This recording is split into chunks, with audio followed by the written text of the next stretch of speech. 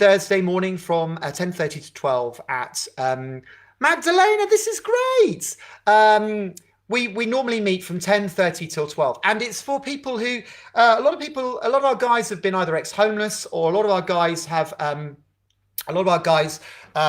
have struggled with addictions, and perhaps on a 12-step program or in some sort of rehab project. We have quite a few people who just come, who perhaps feel isolated, anxious, perhaps mental health issues. But it's a completely inclusive group. It's literally for everyone.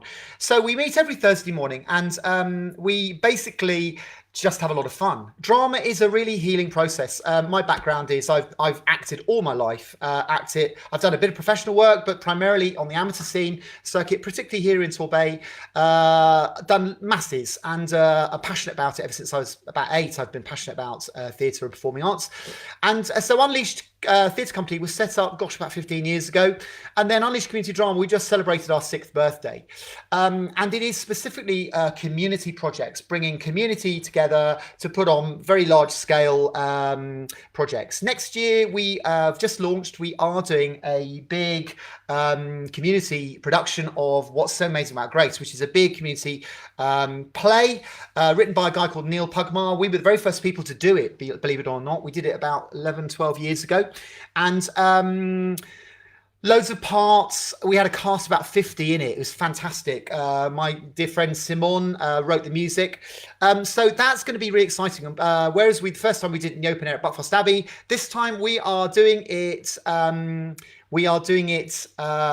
the Little Theatre. So we're even able to do a matinee, which is great. Now we're going to start, guys, with first of all, though, because we are going to do some practical stuff. Something to shout about. We have quite a few birthdays, and there are quite a few birthdays. 2 people particularly today, it's their birthday. So Molly, if you're watching, Molly Cree, Molly, happy birthday. But also it's the lovely Josie, bless you. It's your birthday today. Josie is one of our leaders. She's also a trustee of Unleashed Theatre Company. She's a wonderful person. She does so much for other people, and she does so much, particularly within the group. So I want a big Margie up, Josie up. I want a big Josie up. Happy birthday, Josie! All you do, fantastic. It's also, believe it or not, on Sunday, and we have a new avatar. Calvin! Now, Calvin will be appearing later today because I don't know whether you know, a couple of weeks ago, 3 or 4 weeks ago, he was in the doghouse. He wrote this poem. Hilarious! But he's been in the doghouse. He's been lying in the chokey ever since. I think he's going to redeem himself today with poem number 2. So anyway, it's Calvin's birthday on Sunday, and I just want to say how much I appreciate this guy. Seriously, we couldn't do what we do without our wonderful volunteers, Margie, Josie, Calvin, Mark. You know, you guys are real stars. You do lots of supportive work, and it's actually on a Thursday morning with a club, so it's really good. I'm just having a look here. There's lots of people writing stuff. This is great. Sharon, hello, lovely. Sophie. Laura, thank you for your lovely text, lovely. I'm sorry I haven't replied. I'm just rubbish with text at the moment. But you sent me a lovely text asking how I was. So, guys, I am much better. Now, we've got loads to pack in, so I'm going to crack on. What we're going to do today is we've got a new Throwback Thursday. Oh, my gosh, it's so exciting. Millennium Mysteries. We're going to be looking at that shortly. But first of all, what we're going to do is we have got a new challenge. Okay, write a duologue challenge. So, guys, like I said, I've been thinking about how we can make it more, if you like, active, sort of more challenging, the drama group in terms of what we can do practically, rather than it just be something to entertain you and look back on. So honestly, when we come out, we're gonna have so much material. Some of the Corona songs you've been writing, fantastic. The poems you've been writing, fantastic. I've had the odd monologue, really fantastic. So keep the stuff coming. Joseph rang me early. Joe Robson is in the house. Joseph, I'm waving at you. Can you see that? It's so good to see you. Hello, Martin. Can you see me now? I can see you, Joseph. So this is great. And we've got a few people who have now got little iPads. Excitement! So we've got new people like Danny Ross and other people who are going to be jumping on, which is fab. So we're going to do, though, the duologue. And what I'm going to do is I'm going to show you some duologues. A duologue is basically, it's a short scene with two people in it. It's a two-hander. And I want you to see whether we can write some stuff that we can then do via Zoom and we can show it. So we can actually act this out. Now, this is really, really possible. All our Zoom stuff we do the day before and we practice it. When we did the Star Wars stuff, when we did the Shakespeare stuff, we did it and we practiced it. Okay, so I'm going to show you 4 duologues. Back to back, okay? They're really good, stuff that we've done, okay? And then we're going to comment on them. Okay, so here we go.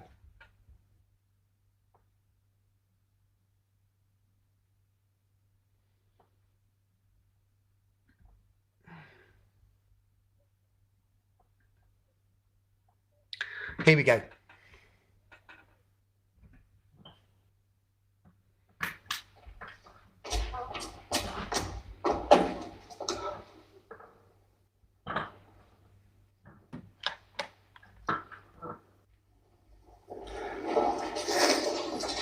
Hello. Hello. I've seen you before. Where? You were playing with some other boys up near my house. Do you live up in the park? Yes. Are you going to come and play up there again? I would do, but I'm not allowed. Why? Because my mum says. Well, my mummy doesn't allow me to play down here, actually. This is sweet. Alright. What? Here. Can I have another one for our Sammy?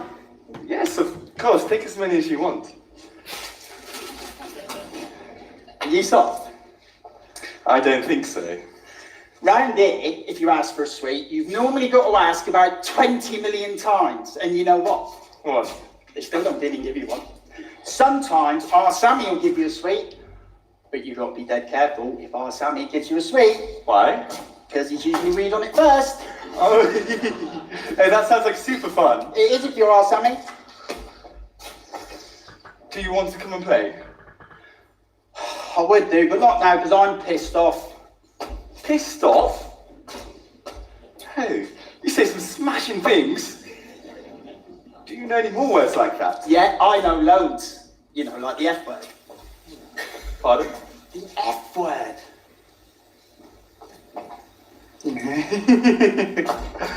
Oh, fantastic.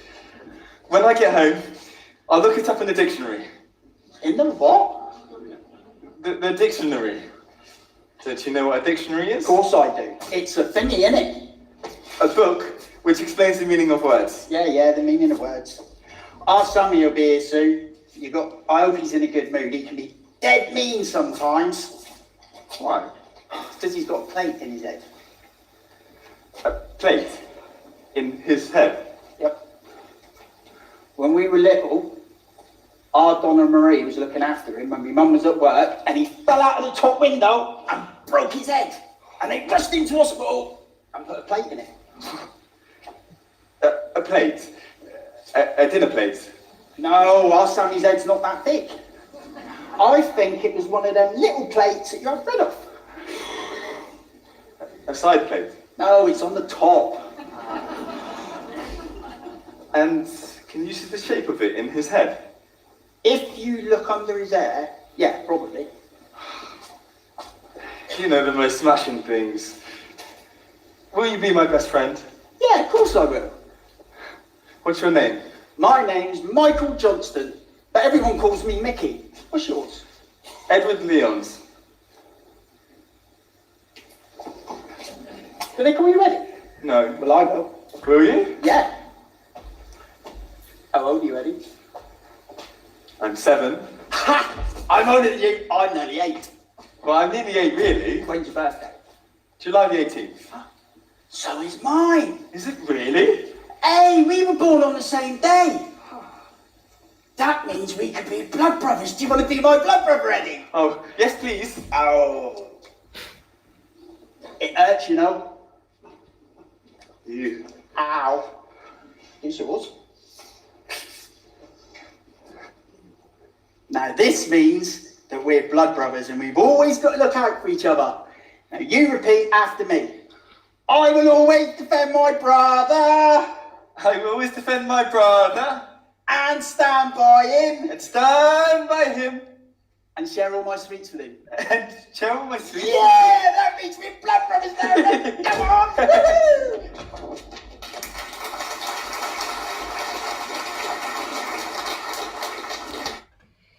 Okay, so that's the first one.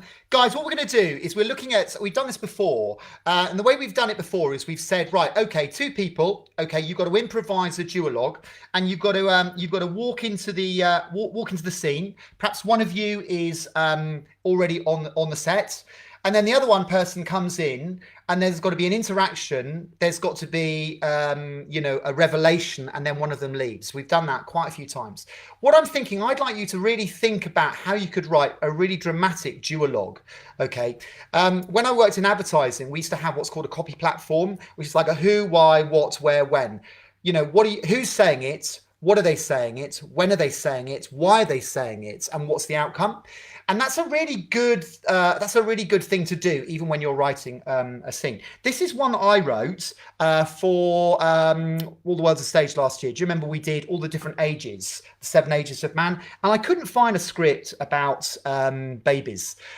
So I wrote this sketch, and it had my daughter-in-law, and the very first stage performance by my little granddaughter, Orla, because Anna was playing a pregnant mother, and she was actually pregnant with our little Orla, which is fantastic. So here we go.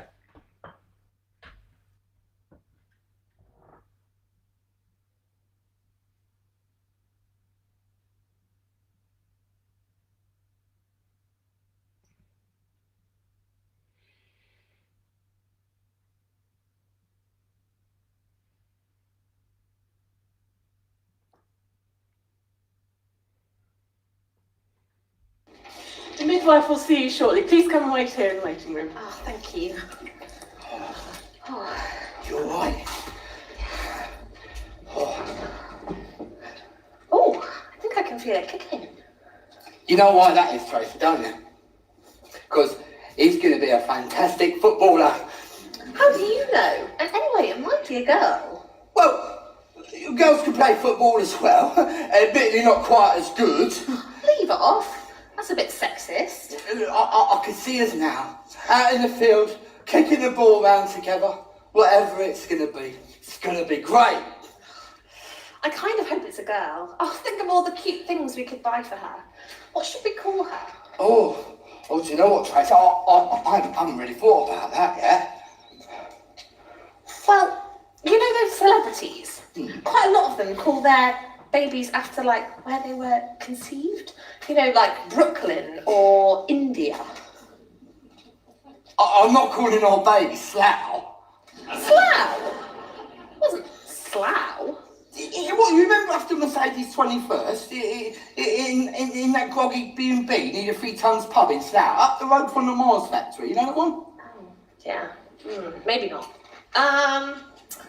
Well, I mean, it's also quite common to call them after, like, a fruit, like apricot or apple, you know, something a bit exotic. What's wrong with a normal name? Well, it's just, well, this baby's really special to us. I'd like them to have a special name. What, like pineapple? Or kumquat? We're not calling our baby Kumquat. I just mean, I don't want to just call them, like, Darren or Wayne. Do you know what I'm saying? You know what, Gary? I've been thinking about it, and I quite fancy a water birth. What's one of them when it's home?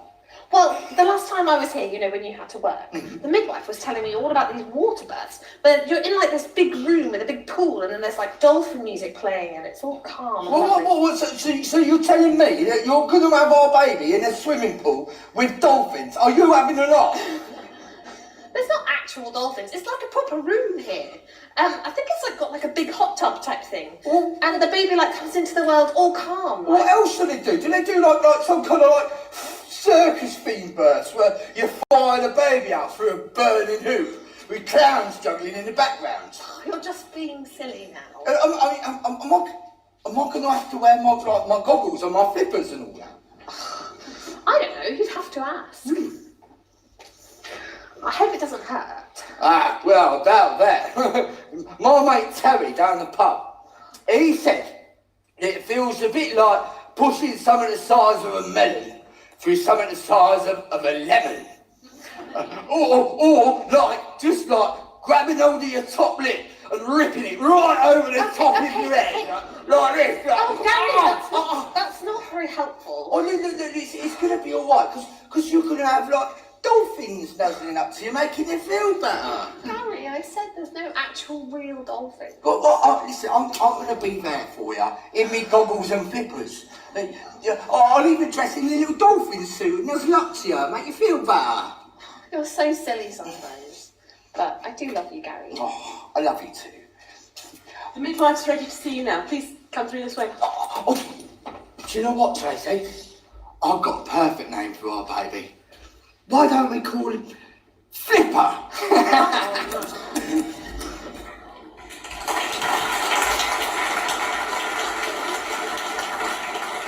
Okay, so guys, I'm going to show you one more, and this was from The Cross and the Switchblade. And the idea being, guys, is that your monologue, your duologue, can literally be anything. It can be comedic, it can be really dramatic, it can be quite thought-provoking.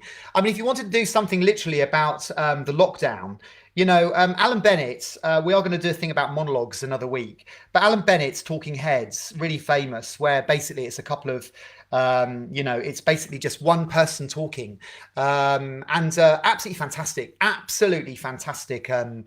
writer, Alan Bennett. But with this, what I want you to try and do is I want you to try and write something. I think most of you have got your packs now.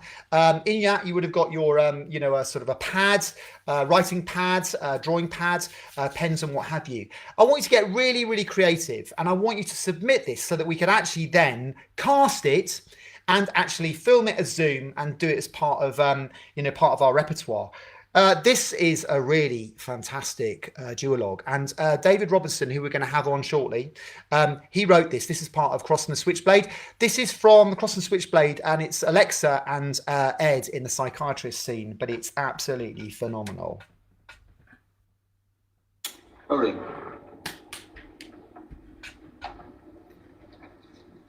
I thought we might try something new today. I want you to draw some stuff for me. Do you like drawing? Ain't no kindergarten that's gonna draw no stupid pictures. It's just a picture, Nikki. There's no wrong answer. Now, I'd like you to draw me a house.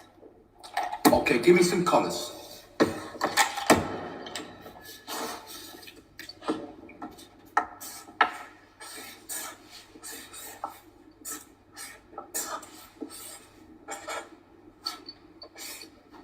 Well, that's good, Nikki, but tell me, why did you put such a big door on the house?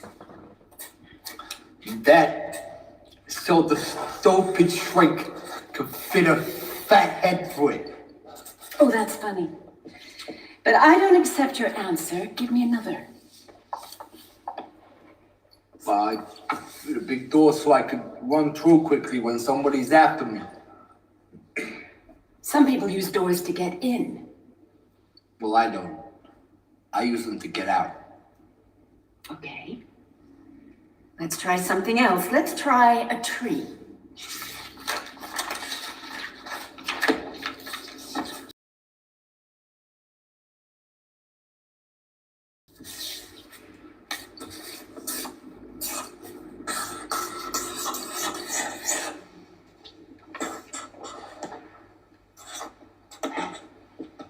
Oh, I see you've added a bird. Do you like them?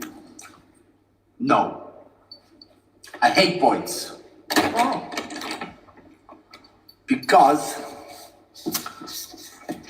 they are free. Now forget about the bird. The bird is dead. Okay. So we got a dead bird on our hands.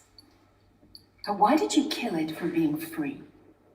What do you care if they're free? I don't know. I just hate birds. I hate birds most of all. So what? Yeah, but why? Because they're free. You're not in jail yet. You're free too. No, I'm not. Why? Because I gotta see you. For like an hour a day, Nikki. Why aren't you free? The judge tells me what I gotta do. That's not a real reason. And I gotta see you. Tell me the truth. There's some other reason you're not telling me. Now, what is it? I told you. Why aren't you free? I don't know. I don't know, okay? Who the hell do you think you are anyway? You think you can get me to draw some stupid pictures and ask some dumb questions? And then you get to know me? You don't know me. You don't know nothing about me. Then why don't you tell me? Is it drugs? What's holding you? What's happened to you? Drugs? Is it drugs? I told you about me and you couldn't do shit. Do you want to get a visit from the Mau Mouse, huh? Because we can find you. One night you're going to get a knock at your door and we're going to open you up and bleed you slow. You sit yourself down, Nikki. You sit yourself down, you take a moment, you take a breath, and you calm yourself. Oh my goodness. I mean, what a fantastic scene. Okay, so those three scenes are really, really different. If you look at them, okay, I don't know whether you saw Educating Rita. Willie Russell was on the telly. It's been on the last few weeks. Absolutely fantastic play. Literally a two-hander. The whole thing is just a two-hander. And obviously Willie Russell wrote Blood Brothers. And that scene from Blood Brothers that we did is where Eddie and Mickey first meet. And they're like sort of, what is it, 6, 7-year-olds or something like that. And so it's really, really clever how adults had to play, you know, children. And so the whole mannerisms, body language, all the rest of it. And the language, obviously, straight away it's established, you know, sort of Eddie's really posh, brought up in a sort of privileged background. And then, you know, the part that the Mickey's part, you know, of a sort of rough council estate. So straight away, the way in which they talk, their body language establishes who they are. If you look at the one that I wrote, obviously they're really small, you know, set in the, you know, the midwife's office. Straight away, they're led in by the nurse. You know, the midwife will see you straight away. So you know straight away what the situation is. I think what you're doing when you're writing something, you've got to keep it really, really simple. Keep the copy really simple. Don't try and over-egg it. Don't try and put too much information in. Observe how people speak. Very often people talk over each other. They interrupt. A lot of interruptions. If you look at the really powerful one, you know, that Alexa and Ed did from Across the Switchblade, you know, interrupting, quite aggressive, you know, lots of energy. So your challenge is to write a duologue. This week, I want you to get really, really creative. Now, guys, we're going to move on because we've got loads on today. Throwback Thursday. Oh, my goodness. We have got a fab Throwback Thursday. Okay. We are revisiting the Millennium Mysteries. Now, the reason why we're doing that Throwback Thursday is because Millennium Mysteries, this was a thing that Unleashed we did Across the Switchblade, but he wrote this specially for us. So what we did, we got together the cast. Okay, and we're going to show you an interview. We've got a lovely interview with David Robinson, but we got together like we did for The Hiding Place. We got together the cast of Millennium Mysteries, and we brought back lovely Alistair all the way from Cambridge, who was our young Jesus and Joseph, and we did this yesterday, and this was just reminiscing about the good times. Okay, well, guys, it is so lovely to have together the principal characters from Millennium Mysteries that we did 2 years ago. We brought back all the people who were the principal characters. It's great to have Richard with us. Richard James, who played our sort of clown mechanical. Anne, it's lovely to have you. You've been with us in several productions, right from the very start. What's So Amazing About Grace and Godspell and various different other things. And it's lovely to have you. You played one of the narrators. And Alistair, you've come up, you're with us. I mean, I know you're sort of locked down in where, although you are officially still at Oxford in your second year, it's lovely to have you. You played Jesus. And of course, Ed, Rachel. Ed, you were a mechanical. Rachel, you were a mechanical. Margie, Jose, you were obviously the other narrators, and Calvin, you were the innkeeper and lots of other characters as well. So guys, it's so good to have you, and we're just going to do like we did the other week, go round, and if you've got any weird memories. Richard, it's lovely having you, our resident clown. People don't realise that actually Richard, in his other life, is a professional clown. So you played someone who was actually pretty much what you do as a day job. Well, I used to be. Well, I don't do so much nowadays, really. But I was sort of semi-professional. But so it was ideal for me because there was the comedy, there was physical comedy, business, and the great thing was, I think, was that you had to find things and put it out. We got the basic script, a new script. We was able to develop it. So that was great. Also very pleased actually because I thought being a new boy to the group, I would. I'd have a small walk-on bar, and I'd be really happy with that, just to get into it. And every week I found I got more and more lines as the weeks went on. And eventually, I found myself, on the stage most of the time, which I didn't quite expect. But it was great, really. And it's great that it all came together. One of the things that really did concern me was that when we were walking around with a balloon, circling around, was that I suffered with vertigo. So the first time we did it, I got quite dizzy, and I had to sit down. Oh so I was a little bit concerned that on the night whether I could survive. Actually, but I do remember like a ballet technique. The way you position your head as you go round. So it's called spotting. Yeah, spotting, and that seemed to work for me. And one of the things I did like actually is when I was playing the shepherd, and I had a sheep. I used it as a puppet, and me and Ed played around with it, and that was great fun, really. The way you could play around, adapt to. I remember you chucking it at Alexa every night to get it on. Yes. but it was nice to develop that character and build it up a bit, really, and bring the comedy out that wasn't there on the page, really. No, exactly. Well, that was the lovely thing about the play, was that actually, because it was written for us, we could pretty much do whatever we liked. And we actually chose the setting and everything in a big top, a group of strolling players, which was just fantastic, really well. And I have to say, Richard, you and Ed were absolutely fantastic because, little and large, little and wide. It was like, your archetypal double acts. You were so tall and physical and comedic in your physicality, and Ed was so serious and, constantly telling you off. It was hilarious. Ed, what do you remember about it, mate? Because you were brilliant. You were absolutely brilliant. I think I liked Richard. I kind of like that, the freedom to be able to, to change some of the stuff. And I think, the Jason Donovan bit was, really found that funny. But one of the things that kept stringing into mind when I was thinking of something for everyone to remember. I'm pretty sure everybody does remember that our fear of kind of onto stage was swapped on one of the nights for a period of time for a fear of going back into the changing rooms because there was a hornet milking itself on the light. So we just and everyone would kind of stall on stage and would kind of head back out there because we just knew he was still in the room. He hadn't been dealt with. With incessant buzzing, like a really loud hornet in the room. Well, Rachel, listen, you were the other mechanical, and I think the three of you, Richard, Ed, and you were absolutely superb. I mean, you and your coconuts and your donkey ears. Do you want to tell us about that? Oh, it was hilarious. Every time we went, we had more props. We had this little truck that we had all these props on, and I was very defensive of this props. The people kept moving them, and I'd get quite cross. But my favourite scene, I think, was the donkey ears that had to hold on, and they kept falling off, and the coconuts as I trotted around as a really grumpy donkey. It was just, yeah. You were superb in that grumpy role, I have to say, Rachel. It did suit you very much. No, seriously, you were brilliant. You were absolutely brilliant. And can we just move on to the narrators? These three guys, you had loads to do, didn't you? Josie, Margie. I mean, you really held the thing together. You were like sort of, if you like, the glue between all the different transitions from the scenes with the monks to, the different Bible stories. And how did you find that? Because, you sort of, hadn't done anything with us for a while. So it was lovely to have you back.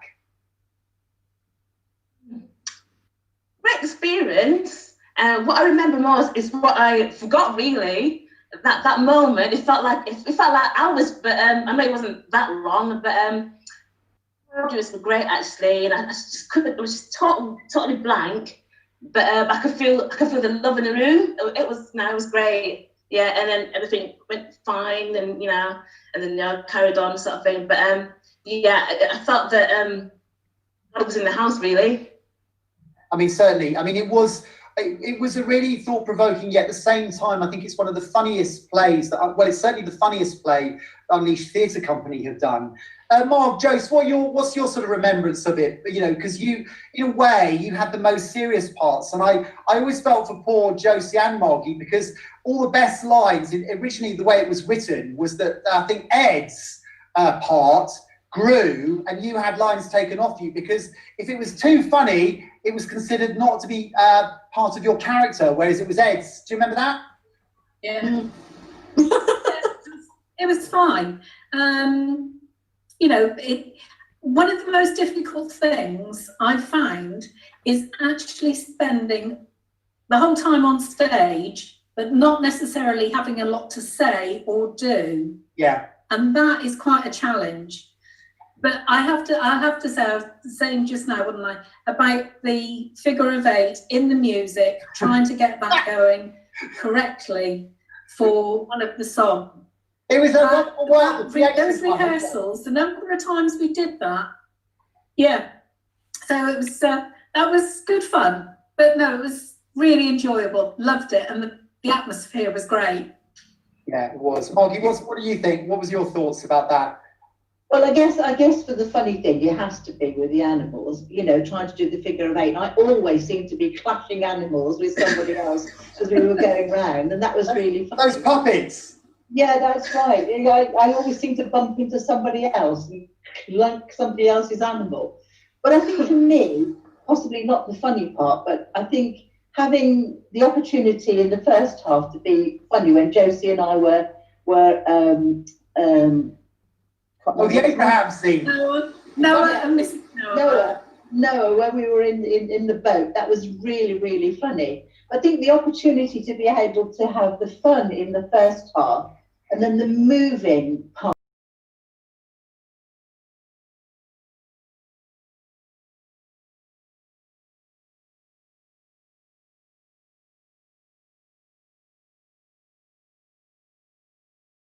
Of the second half was absolutely amazing, and I think what amazed me was the fact that people from the community drama group, they did so well from switching from one to the other, and they were brilliant. And having Alistair and seeing how amazing he was as well, I think there were so many lovely memories of the whole thing, and how it was just so moving and so funny as well. But yeah, I think it was just a great experience. Yeah, were fabulous. It was very well written, and I think the key to it is that juxtaposition between the comedy and the tragedy. That actually the reason why it was so moving was because the juxtaposition of so many comic moments, and then suddenly, really moving, beautiful monologues.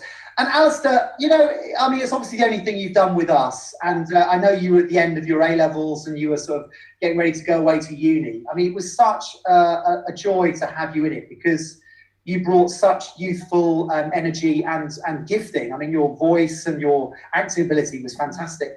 I mean, how do you remember it? Because we were a bit of a rag-bag community production, really, but it was so great having you. What's your sort of, what do you remember most? I think it was coming in as like one of the youngest cast members. Especially at the beginning, I felt very like naive and felt obviously quite sort of anxious about it. But I think you guys were all so welcoming. It was it was such a great experience. I think some of the things that I remember the most are probably the tableau scenes, especially the Last Supper, which we must have done 100 times or something before it finally got together. I think maybe. I'm not sure which was more scary, the kind of eerie silence when we did it on stage, or the breaking of the silence by you, Martin, when we're doing it in practice. And suddenly, the quiet of the tableau was sort of, broken up. But I think that tableau also it was that feeling of coming together, which I think gave the whole thing a kind of really kind of religious fervor. It was, such a good experience because things did come together and it felt like, you know, God was with us like the whole way. Yeah. I think that's, you know, that's one of the things that made it really, really memorable. No, bless you. Well, weirdly, Alistair, we're going to show that clip because I have to say that I nicked it from the Yorkshire Mystery Plays. I went and saw the Yorkshire Mystery Plays about 3 years before, and they sort of did it, but we did it very sort of ad hoc, and it really worked where we recreated the last Leonardo, was it Leonardo da Vinci's, wasn't it, Last Supper? Yeah. And it was fantastic. It really, really worked. And what I loved was the interaction when Calvin, you were in that particular scene where you were having a conversation with Alistair as Jesus, but you were out front, and Alistair was just, you know, you were having a conversation, but you were giving out communion and then gradually recreating that famous painting. Oh my gosh, I tell you, it really works so well. But you're absolutely right. It had to be correct. And everyone had their place and everyone had to know what they were doing. But we really pulled it off. And I think with Simon's music, it was fab. It was so fab. Yeah. Calvin, what are your thoughts about it? My take on it, I suppose, is that I think every production there's been this wonderful sense of unity. But I think it was never more profound than in that particular production. I think we all loved it. And beyond that, I would say one or two of the outstanding scenes, Mark and Tracy. Oh, yes. Arimathea, and his wife. Joe and Olive. Yeah. Yeah. And do we remember Neil? Good, yes. Yes. Now Neil was, struggled for a bit with his lines, in the early rehearsals, but didn't he come to the fore when it was required? Yeah. That was amazing. But there we go. Right. Richard Allen's boat. I thought that was absolutely fantastic. I think he's still got it. No, I tell you, Mary Mags have got it under their stage. Yeah. Haven't we, Ed? We nicked. Yeah, we still use it. We still, we can hold. Up at the front of Mary Mags for about 6 months. Yeah, very good. And on that note, I have forgiven Richard for soaking me every night with the water pistol. Oh, yeah. Sorry. You're orders. That's what clowns do. Yeah. Guys, listen, can I just say thank you so much for coming back. I mean, it was, I think it was such a wonderful production. I mean, my only sadness and regret is that we never filmed it. We've just got excerpts. It's the only one that we've never filmed, and I think there was some political thing with the Abbey or whatever, but considering it's the one that we had written for us, it's the only regret, I think, that we don't have a really good live recording of that show.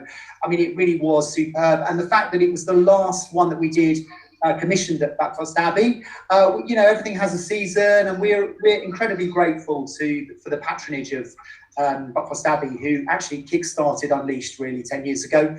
But it's a wonderful, wonderful thing. And I think the big news is, you guys already know, is that next summer, we've booked the Little Theatre. We are doing a big community production in the Little Theatre of What's So Amazing About Grace, which was the very first big community production we ever did at Buckfast Abbey. So, the work continues, the witness continues. But guys, thank you so much for coming. Alistair, particularly, it's lovely to see you again.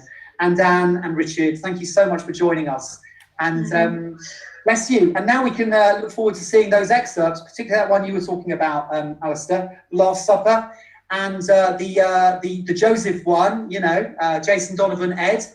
And then we've got a fantastic interview with David Robinson, bless him, who's come back specially, and got a half-hour interview with him where he talks specifically about the writing of The Hiding Place, the writing process of how he went about writing the Millennium Mysteries, and of course The Cross and Switchblade, where I never realised he went to New York and met David Wilkerson. So we've got that coming up, which is really exciting.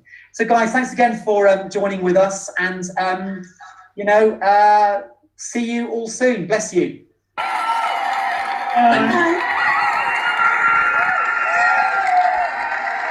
that fab? Oh my gosh, is that fab? So lovely to see.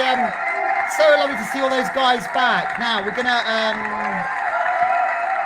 line this up. Here we go. Here we go.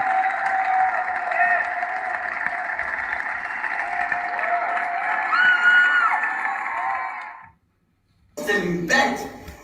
You always got everything, Joseph. You always did everything. I know. I was just coming in when you were just getting up. I know, and Dad knew. Oh, but he never said a word, did he? No matter how late I got in. How late I got out. Or how hard I worked. Of course, you were always remembered, never forgotten, were you? Always got best room in the house, fancy coloured clothes at the weekend, a seat beside Dad at the dinner table, and a musical in the West End, all about you. Yeah. A 2-year run at the London Palladium, and a signed photograph of Jason Donovan in a silver frame. I wanted that. I closed my eyes, drew back the curtain.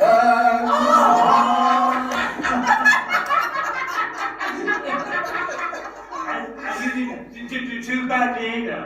Double bed in case on yourself in all times of night. Yes, I might have, but I was never number one, no, was I? I never even wanted a number. I wasn't noticed. I was forgotten.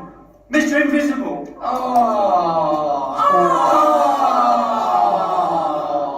You were never forgotten. In your dreams, maybe. Yeah, all sorts of dreams. You always were a bit of a dreamer, Joseph, weren't you? You remember that one about the sheaves of corn? Bowing down. And the sun, the moon, and the stars bowing down to me. What I saw was a father who loved his sons. But not to the same extent. Yes, to the same extent he loved us and forgave us over and over again. He needed to. Well, my dreams were darker than yours, as is my memory. Oh, well, maybe you should pray for brighter dreams then, my friend. And maybe a more selective memory. You are all forgiven for your jealousy. You know that, don't you? No matter what you can remember or recall, know this. You are forgiven, my brothers.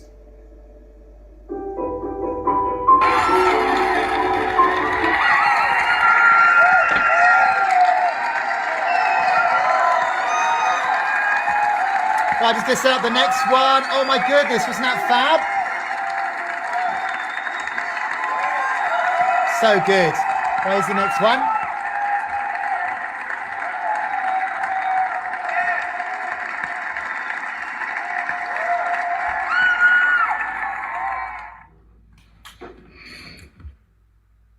Serving the others. I asked him about it when they left. The least among us will one day take the highest place, Nigel. The highest place. Well, I didn't quite understand what he meant.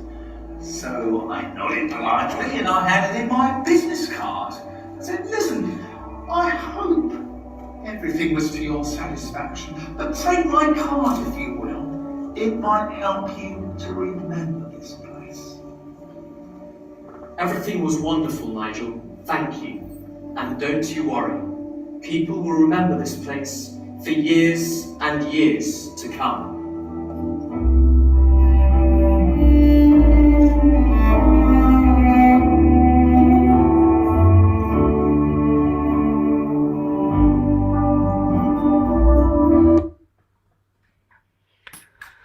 Oh my goodness. I tell you, looking back on that, so many happy memories, so many happy memories. So it was a really, really, it was a lovely way to go out at Buckfast Abbey. We had a great relationship. We still do have a great relationship with, but they've, the abbot has changed. And so what, you know, what they want people to do now is very, very different. So that was 2 years ago. We had a great, run with Buck Fast Abbey, and actually it was through their patronage that it really started Unleashed Theatre Company. So we've got this interview now with David Robinson, which is absolutely fab. So here we go. Right, now we are definitely recording. This is really great. It's a bit like Groundhog Day, isn't it, David? To be seeing you again, it's just quite a lot to do. Which we did in 2006 and 2011. We did, and then we worked together on the Millennium Mysteries, which you were commissioned and wrote for us 2 summers ago, specifically for Unleashed, which was commissioned by Buck Fast Abbey. Which is a passion play to include, obviously, the history of Buck Fast Abbey. And then, of course, The Cross and Switchblade, which we have just done. So, which you obviously wrote when you were at your time at Saltmine. So, David, listen, it is so good to have you here. I'd love to just know how you got into this whole acting malarkey and how you started out and how you started writing, because obviously you've been in this game for a long time. Just tell us how it started. Thank you. Well, thank you for that honorary membership. That's a thrill.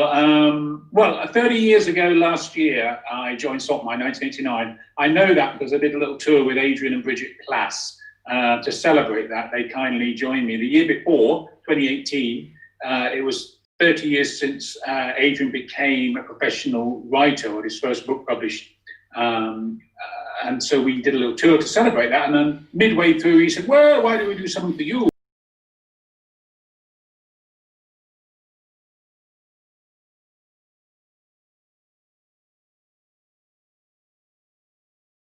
Next year, David. So I know that was 2019.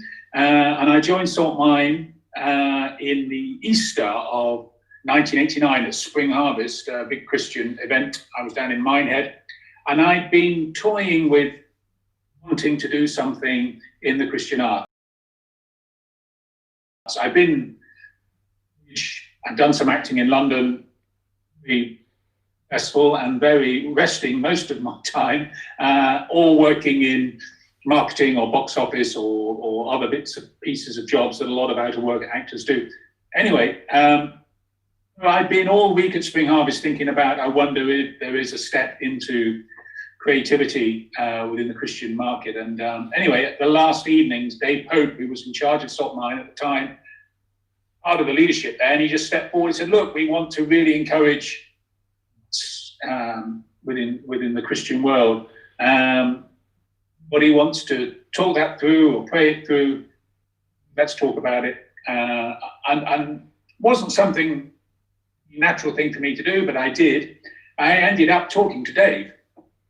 He said, well, look, Saltmine at the time was well known for music, but we're wanting to build the theatre company even more now, and we've got a vacancy. So I applied, and long story short, I auditioned and got in and started that summer for what I thought was a 2-year contract and turned out to be 22 years. Wow. And we were very, very busy doing missions, what they called church-based missions at the time. You went to a place for a week and you were just performing schools, clubs, churches, morning, noon and night. So we got through material so quickly. You know, after a few days, we were just looking at each other saying, well, we've got to write some more stuff. And so I just tried it and enjoyed it and worked. And then they asked me to head up the theatre company after a couple of years. I love Saltmine, I love the job. But is there any chance of us breaking into full-length productions as well? You know, real 2-act.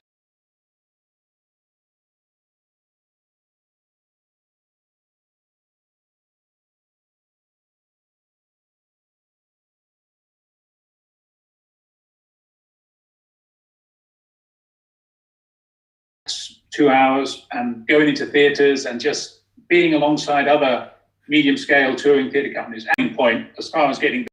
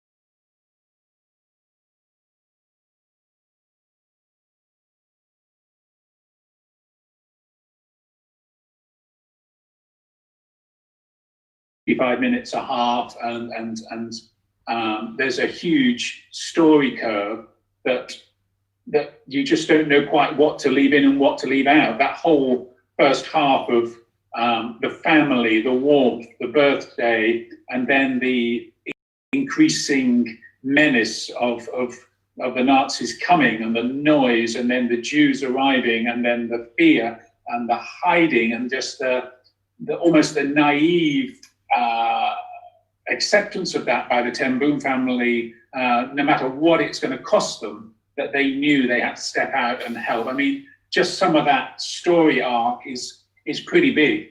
And then the second half, you know, somewhat darker, being Lieutenant Rams and Corrie moments as well, and just the darkness and light between those two, and then the reconciliation and the forgiveness, you know, is key to get that right. And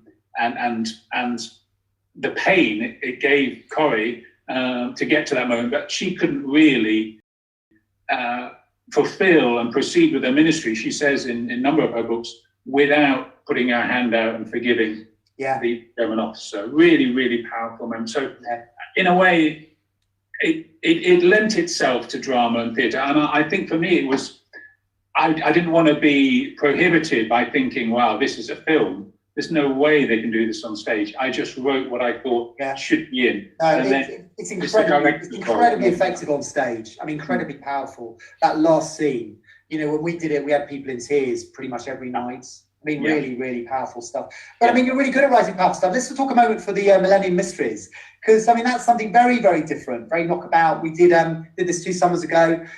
You were commissioned to take sort of like a version of the Yorkshire Mystery Plays and put it into the context of also, you know, the history of Buckfast Abbey and how the monks came to Buckfast in the 1880s. That must have been a real challenge, you know, combining two. But what I loved was the way in which you took things like, you know, the planting of the foundation stone, you know, you tied in with Abraham, and how the actual stories, the symbolism between, you know, like the story of Abraham and starting, you know, father of many nations, and then there were lots of moments in the play like that where you paralleled, you know, the history of the Abbey with the history of the stories you were telling. How did you come up with that idea? Because it was so effective. It was one of the most difficult briefs I think I've ever been given, Martin. So I congratulate you on that. I remember meeting you. I think it was at Buckfast Abbey, and we had a retreat in the autumn before. Yeah. It was lovely. What a beautiful place it is. I was reticent to think I could do it justice, really. I mean, because again, I don't know if I told you this, but I knew I was beginning to write far too much, because the mysteries in themselves, when I've seen it, is quite a long production when other people have done it, and then to weave the Abbey story in there as well. I found it quite challenging. It took me quite a long time, and I was trying to picture satisfying you as a creative, as a director, and giving actors something to work with. And I was trying to think, you know, about the abbot and the leadership at the monastery, and making sure that their brief was satisfied as well.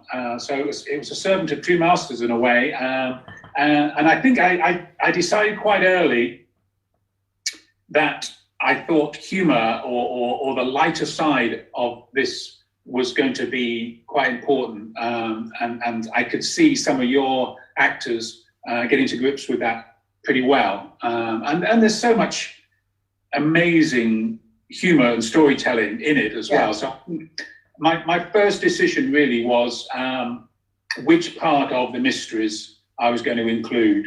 You know, the creation, the flood, the Abraham, what was going to go in, Joseph, and what was going to stay out, and then the New Testament after the interval, what needed to be in. That I thought I needed to sort out first, and I thought, well, and then I read. I mean, the Abbey was very helpful in sending me lots of stuff on the monastery and its creation and whatever, and then, you know, it being silent and then coming back to life and all the rest of it. So quite an amazing story, and the small amount of monks who were there making it happen, you know, it's a play in itself almost. So I thought, well, rather than saying, let's do a history on Buckfast, it was more, as you said, what part of that Buckfast Abbey story can now easily just drop in to the mystery. It's very, very effective. And I think, for me, one of the most enjoyable and moving parts of it all was when I came to a dress rehearsal. I can't remember where it was, in a church, I think.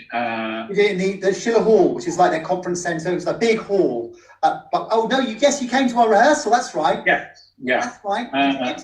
And I had no idea how far. I knew it was quite close to opening night, so I thought, well, it's going to be some way down the track. But just seeing them enjoy it and bring it to life and interact with each other, it was a really nice moment for me. And so when it came to coming to see the show at the Abbey, you know, with my family, it was just an enjoyable weekend. It was brilliant. And yeah, it was great. And the Abbey seemed pretty happy with it all as well. They were. I mean, obviously, it was very entertaining for us. It was very, very funny to put on, and we had some great characters. Richard James, who played the tall sort of clown-like character, the three mechanicals, and he was great opposite Ed. You know, Ed, who also played Nicky Cruz in the Cross the Switchblade. Incredible actor. But the two of them, it was so funny. It was so funny, and Rachel, the three of them worked so well as it was almost like the Greatest Showman type of sort of, you know, circus context that we did in it. Well, that was, and we're going to your setting, I thought, was brilliant for that. You know, and it was almost like, you know, a fair coming to town and putting it on for the villagers. It was a lovely atmosphere. Yeah, no, it was great. Well, then let's come on to the Cross and Switchblade, though, David, because we've just done that, and my gosh, it was such a successful production. I mean, such a successful production. I mean, a lot of work, but what I loved about it was that I would say that over half of our cast members were drawn from community drama, you know, Irish community drama. So a lot of them had lived the type of life that we were portraying, and so they brought such incredible integrity to it. You wrote this, I mean, I think I must have seen it about 15 years ago at the Palace Theatre when it was on tour with Salt Mine. I mean, how long ago did you write it? Yeah, again, it was something I co-wrote with Judy Moore again, and a guy called James Hamilton, who played Nicky Cruz opposite me as Dave Woodson in the original productions, and then other people played those roles in subsequent years. And then a guy called Richard Hasnett, who also worked with me in Salt Mine, we reworked the script a few years later for a new production. So it's gone through different versions. But again, it was a book, obviously, Cross the Switchblade and Run Baby Run, I was very familiar with, and we just sought permission. The people who ghost wrote with Corrie, The Hiding Place, the same people who wrote with David Wilson, so we knew of them, and we approached them about the rights to dramatising it, and they gave the rights, and we just started delving into what was very different from The Hiding Place, but I think that's what we wanted, really. Something new, something challenging, something noisy with music and language, but still about darkness and light, really, and the light being more powerful in the end. I think one of my most memorable moments is that we actually took the show to America at one point, and went to New York City and met up with David Wilson. Wow. Yeah, he's no longer with us, unfortunately, but he was away. Did he see the play? We didn't see the play, no, unfortunately. We'd already done it, and he'd been in Florida. It was in the winter, and he goes to Florida, apparently, or he did, for a number of weeks, and he was back. And we went to his church, and this was his first Sunday back, but we'd already performed it in New York.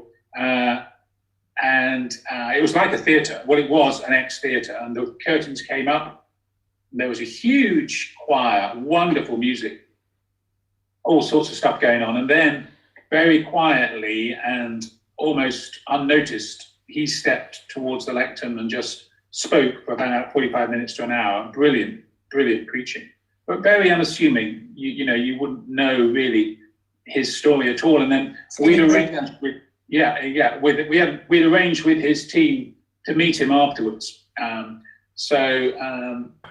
he was, I would say, humility was at the heart of it, and that really helped me in portraying him.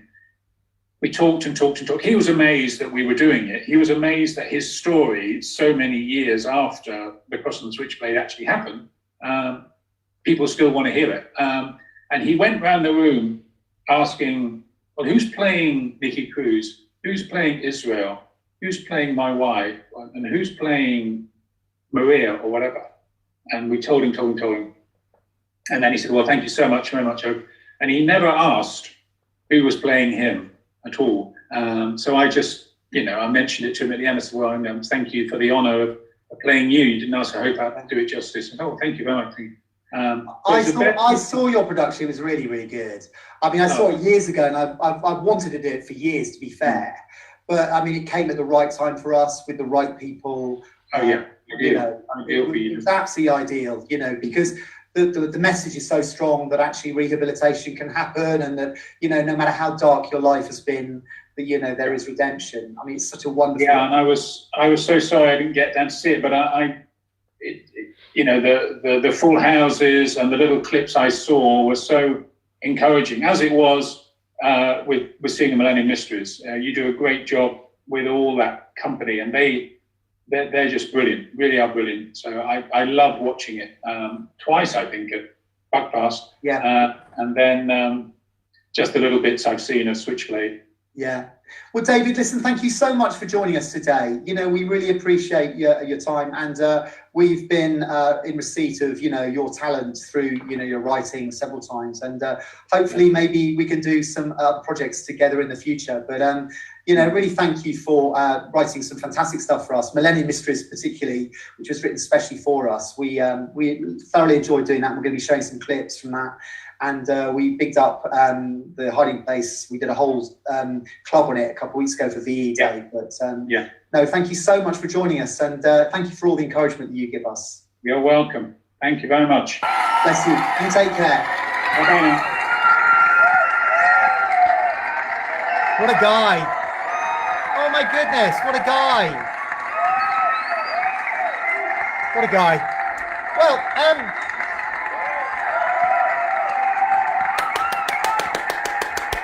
this is great. I'll tell you guys, what's really exciting. What's really exciting is that this particular feature in the club, I think is really great, and we've got a real treat coming up. Oh my goodness! If you saw last week, 2 weeks ago, we had Joseph Milsom on, the actor, been in Casino Royale and Angel Has Fallen. Well, his wife. Oh my goodness! What an incredible woman. She's done masses of telly. She is probably best known as Ellie McKee in Holby. She was in Holby for a couple of years, done massive stuff. Was in Grace Point, the American version of Broadway, Broadchurch, NYPD Blues. She's been in Casualty, Peak Practice. She was in Kinky Boots, had a main part in the film Kinky Boots. Anyway, she's joining us next week. I did an interview with her yesterday. What an interesting woman. And talking about the whole acting process. So, guys, the plan is to try and get quite a few people like this on. I think it'd be really fab. Anyway, we're going to move on. Still lots to do. It's Mark. It's time for Poetry Corner. So, Mark Tootle, bless him, hasn't been on for a couple of weeks because obviously, 2 weeks ago, because obviously last week we didn't do it. But let's have a little look here. I'm going to get him on the old phone. Call Mark Tootle. Calling Mark Tootle. He's got a poem for us today, which is great. Poetry Corner. Hello, Mark. Hello, Mark. Mark? Morning, Martin. You all right, mate? I'm good, mate. How are you? Brilliant. Absolutely great. We have connection. This is really fab. So, how are you doing, matey? I'm doing brilliantly, absolutely brilliantly, just thriving. I've been in that garden for quite a while. It's been great, wonderful. Well, when I saw you the other day, my goodness, you've got such a tan. I mean, my goodness, you look really well, really healthy. Now, listen, Mark, you've got a nice, you've got a a poem for us today. Do you want to tell us what it's about? Yeah, absolutely. This one, I'm playing a bit of catch up again. It's it's on mental health. Right. So I've called the poem quite simply Mental Health, and I've subtitled the poem I'm in two minds about it. Okay. Are we good to go? Yeah, good to go. We're all waiting. Your avatar's here, jumping up and down. Morning, boys and girls. It's great to be back. Here's my poem for today. Is my mental health okay? Or is it in a mess? One voice in my head keeps saying no. The other keeps saying yes. I know someone who's arachnophobic. He's an expert with a webcam. But when it comes to interactive games, it's a big no-no for Spider-Man. My irrational fear of felines has made me decidedly fussy. It's my next-door neighbour, you see. She has a rather large pussy. Never play tennis with anal retentives. Take this to be a fact. The game goes on for ages, and you rarely get your ball back. One shrink said, I've made a Freudian slip. After some thought, I said, well, maybe. Is this the root of all my problems then? Because I wasn't breastfed as a baby. Some thoughts we have are very strange. Some deceive to flatter. The thing is, at the end of the day, it's all just mind over matter. That's it, mate. Thank you. Oh, well done, Mark. Well done. I said to Mark this morning, he needs to collate them all into a proper anthology. And guys, if you want to write in poems and stuff, Claudia, if you're watching, lovely, I got your thing from Joe. We're still going to do some. We're still going to have them on the program. So I know other people have written stuff. We're putting together a scrapbook. So when we come out of this madness, we'll have something to show for it. Yeah. But really, that's great, Mark. Thank you so much, mate. I love your poems every week. It's really good. Nice one. All right, listen, you have a good week. We'll take care. Yeah, catch you soon, mate. Okay. Take care. All the best. Bye then. Bye for now. Bye, folks. Okay, now, new avatar, Calvin. Right, Calvin is going to hopefully redeem himself today, because what I'm going to do is I'm going to show you, first of all, the poem that he did a couple of weeks ago. He's given me permission to do this. Hilarious! So let me just have a look here. Right, here we go. Right. So this was, right. Titled, Indoors. 4 weeks of Corona, I'm quite fed up. Jobs, jobs, jobs. She won't let up. I like to do the crossword and watch TV. Indoors says work or you'll get no tea. Thursdays at 8. The only time I get out to clap all the nurses and give them a shout. Then she's yakking with her mates. The world's on Zoom while I vac and dust from room to room. Our son and his girl, they work from home. Our home. However, I really can't moan. She's got them on domestics. It's not just me. While she worships the sun with a G and T. Poor old Calvin has been in the dog's house outside since then. Isn't that right, Calvin? So what we're going to do is hopefully Calvin's going to be redeemed. Here's the new one. Good morning, everyone. A few weeks ago, I shared a COVID poem, which unfortunately had the effect of putting me in the doghouse. But buoyed by some recent good news, I now share its sequel, which hopefully will put the record straight.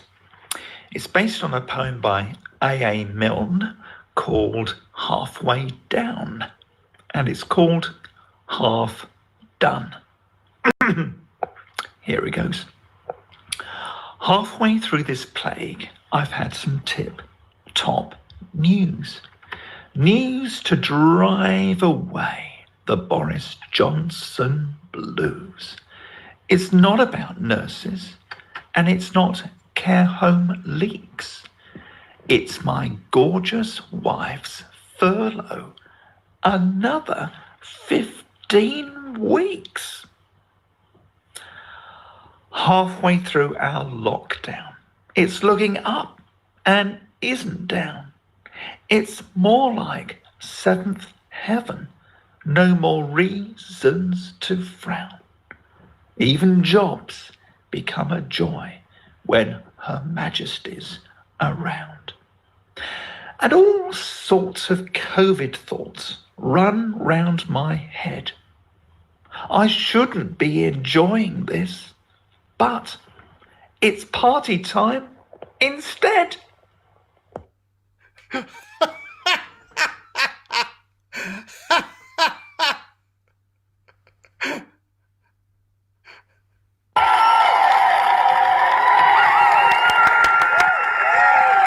Hopefully, Calvin, you're allowed back in the house. So isn't that fun? Isn't that fun? So guys, we're coming to the end actually, but coming in a bit early. I just wanted to say, I hope you guys are all keeping well. Hopefully you should have all received, I know there's a couple of people, Newton Abbott, you're going to get yours this week, lovelies. Emma, Joe, you're going to get your little packs this week, your Red Cross pack. In there, it's got the Wellbeing Journal, which is really fab. There's loads in there to fill in and to write and to colour and to doodle and to contemplate. Just keep in touch, keep engaged.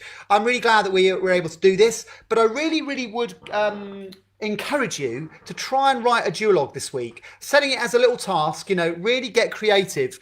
Laura, you've done some amazingly creative stuff. That Star Wars thing you did, fantastic. Just get your pens out, get the old brain cells going. Spend some time doing it. I think it's going to be fab, and then we will actually hopefully film some of them, which will be great. So guys, keep safe. It's lovely to be with you, and you've got our numbers. So have a great week, and we'll see you all next time. So take care.